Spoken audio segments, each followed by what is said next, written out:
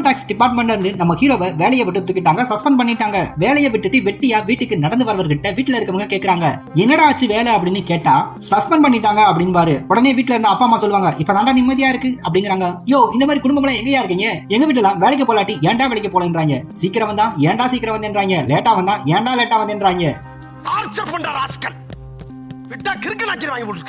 இந்த மாதிரி குடும்பம் எங்கயா இருக்கு சொல்லுங்கயா.